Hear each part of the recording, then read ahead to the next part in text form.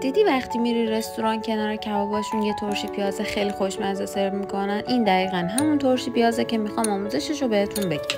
برای این ترشی ما نیاز داریم به پیاز قرمز، لبو برای خوش رنگ تر شدن، چند حبه سیر، فلفل. برای ادویه من از نعنای خشک، نمک و فلفل استفاده کردم.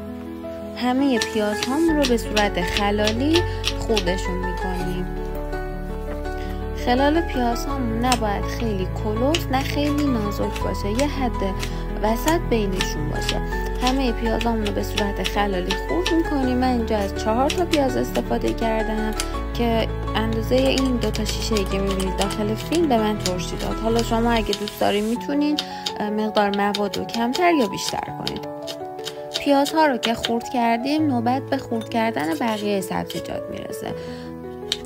من لبو رو برای خوش رنگ تر شدن این ترشی استفاده کردم. شما اگر از طعم لبو خوشتون نمیاد یا به هر دلیلی لبو دوست ندارید میتونید داخل این ترشی نریزید و اینا حتما یادتون باشه که اگه لبو رو نریزید ترشیتون اون حد قرمزی که داخل فیلم میبینید نمیرسه.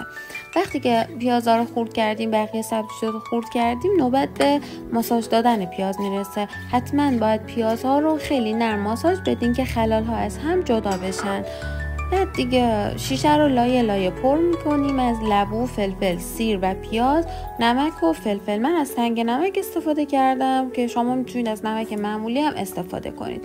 وقتی که شیشه هاتون رو پر کردین 3/4 شیشه رو باید سرکه بریزین، 1/4 رو آب. یا اگر میخواید تمام شیشه رو سرکه بریزید، وقتی که شیشه پر شد یه تیکه نبات کوچولو داخل شیشه‌تون بذارین به خاطر اینکه تندی سرکه رو بگیره.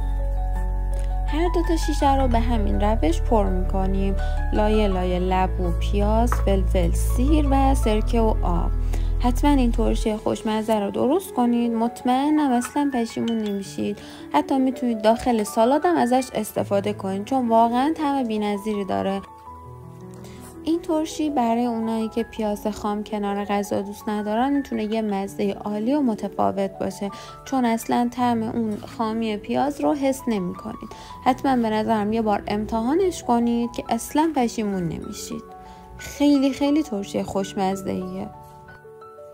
و البته اینم بهتون بگم میزان تندی ترشی باز به خودتون بستگی داره. من این میزان فلفل سیاه و فلفل سبزی که استفاده کردم ترشی رو یه کمی تند میکنه، ولی خب چون خودمون تند خیلی دوست داریم من این مدلی درستش میکنم. ولی به نظرم اگه تندخور نیستین یکم حجم فلفل رو کم کنین، ولی حتما اون دونه های فلفل سیاه رو داخلش بریزین که واقعا یه عطر و طعم بی‌نظیری بهش میده. داخل فیلمم 3/4 شیشه رو بهتون نشون دادم که مابقیش رو با آب پر کردم و میذارمش داخل یخچال یه 24 ساعت بمونه. بعد ترشیتون آماده است. نوش جونتون.